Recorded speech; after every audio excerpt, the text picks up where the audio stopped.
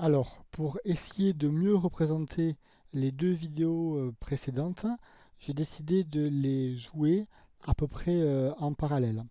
Donc, vous avez dans cette fenêtre-là la vidéo initiale de PowerPoint dans laquelle il y aura ma présentation avec le son initial. Et vous avez ici une deuxième vidéo qui a été faite en même temps, qui est la vidéo de l'écran de mon téléphone. Donc, je vais lancer la lecture de la vidéo de gauche et au bout d'un petit moment, quand je dirai que je lance la lecture sur l'iPhone, je lancerai cette deuxième vidéo. Donc, je vais vous présenter une vidéo concernant les outils d'accessibilité dans PowerPoint. En particulier, j'ai présenté l'outil Translator qui permet d'effectuer des traductions automatiques ou des sous-titrages de vos présentations. Le composant n'est pas encore installé par défaut avec PowerPoint, il faut donc télécharger le composant. Vous le trouverez simplement en cherchant sur votre moteur de recherche favori, présentation Translator. Une fois que celui-ci est installé, vous avez dans l'onglet diaporama différents éléments supplémentaires. En premier lieu, il va falloir définir votre langue parlée, c'est-à-dire la langue qui va être utilisée pour la présentation. En ce qui me concerne, je choisis le français. Ensuite, vous allez définir la langue des sous-titres.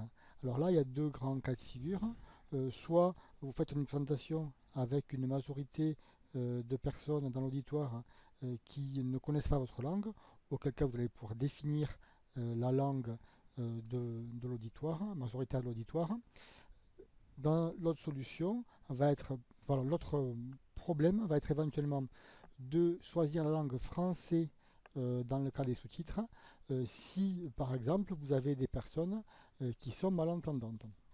Bien, vous pouvez définir ensuite votre microphone s'il y en a plusieurs. Bon, effectivement, idéalement, c'est quelque chose de Bluetooth et sans fil.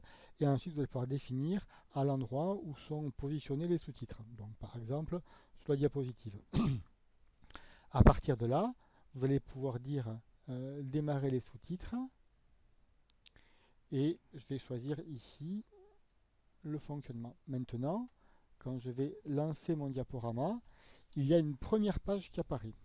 Alors cette première page, je vais en parallèle enregistrer une deuxième vidéo que je vais vous décrire et que vous verrez à part, puisque je ne peux pas avoir deux vidéos pour l'instant à l'écran.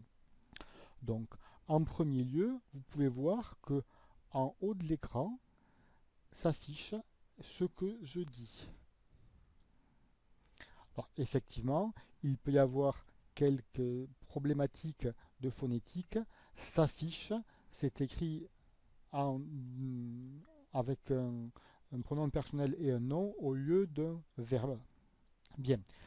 Alors, actuellement, j'ai un iPhone. Je vais procéder à l'enregistrement de l'écran et scanner le QR code. Donc, je clique sur enregistrer l'écran. Et maintenant, je vais scanner le QR code. Hop. Donc ici, dans mon écran, apparaît un lien vers Safari qui arrive vers Microsoft Translator. Je valide les choix et en l'occurrence, j'ai choisi de me traduire en grec. Donc effectivement, ici, je suis incapable de savoir si ce qui est traduit en grec est correct, mais peut-être que dans l'auditoire, il y a des amateurs hellénistes. Je cesse la présentation ici en grec, donc je vais arrêter mon enregistrement vidéo et je vais avancer sur ma présentation. Donc à partir de là, une remarque supplémentaire, euh, les outils de traduction vont éventuellement utiliser du vocabulaire qui se trouve dans la diapositive pour pour traduire ou ne pas traduire. Si par exemple vous avez du vocabulaire scientifique, les mots utilisés dans la diapositive ne seront pas forcément traduits. Voilà, donc j'espère que cette fonctionnalité vous intéresse et qu'en tout le cas vous serez à même de la mettre en œuvre si vous en avez besoin. Bonne fin de journée.